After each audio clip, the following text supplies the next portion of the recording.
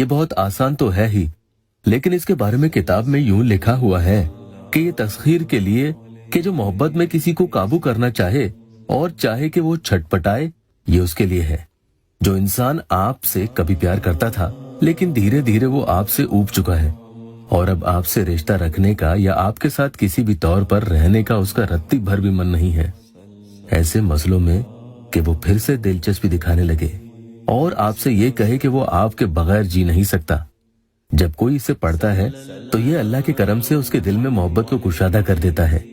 यानी सामने वाले का दिल आपकी मोहब्बत को पालने के लिए सामने वाले का दिल जो आपकी मोहब्बत को पालने के लिए तंग है, वो खुद खुल जाता है, बड़ा हो जाता है। फिर उसके दिल में आपके लिए मोहब्बत फलने फूलने लगती है, जो आपको अपनी मोहब्बत देने में कंजूसी दिखाए।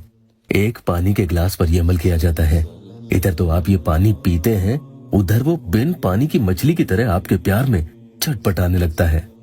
वो भी आपको दिल खोलकर मोहब्बत करने लगेगा। आपको देखे बिना दिन न गुजरना, कुछ अच्छा न लगना, आपके बिना कुछ अधूरा अधूरा सा लगता है। ये सब अलामतें फिर से उस इंसान में दिखने लगेंगी और फिर से मोहब्बत उसकी तरोताजा हो जाती है।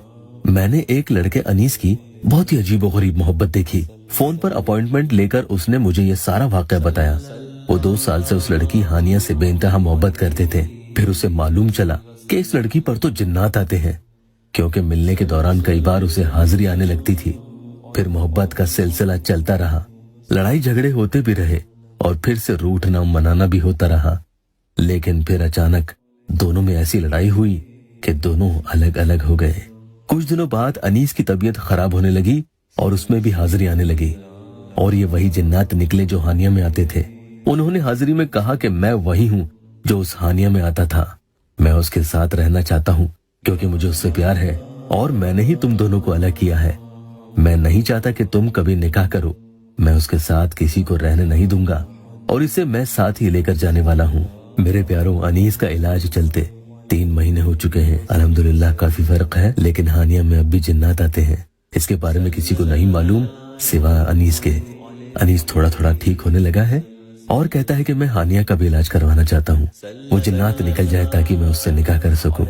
बहरहाल, जो लोग अपनी मोहब्बत को अपने सामने छटपटाते हुए देखना चाहते हैं, इसका मतलब नाजायज तौर पर हरगिज नहीं है, बल्कि वो इंसान आपकी मोहब्बत में आपके लिए छटपटाए और आपको खूब याद करे, तड़पे आपके लिए। तो उसके लिए आप बावजू हालत में ये अमल पढ़ेंगे और जब जुमे का दिन आए तो जरूर आपको उस दिन जुमा की नमाज के बाद भी ये दुआ पढ़नी है। नमाज की पाबंदी जरूर करें, इसके जरिए अल्लाह आप पर रहम करेगा इंशाअल्लाह। या वदूदो, या रऊफो, या रहीमो, या मुब्दिओ, या मुईदो, अल्लाहुम्मा कफिनी बिहलालिका अन हरामिका वअगनिनी बिफज़लिका अम्मन सिवाका वबिताअतिका अन मअसियतिका।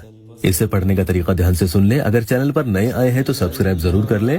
इसके अव्वल आखिर में आप 3 मरतबा कोई भी दुरूद शरीफ जरूर पढ़ लें और इस दुआ को आपको दूसरे इंसान का तस्वुर करते हुए पढ़ना है। रोजाना इशा की नमाज के बाद कभी भी कर लें और जुमे के दिन हो सके तो जुमे की नमाज अदा करने के बाद इसे पढ़ें।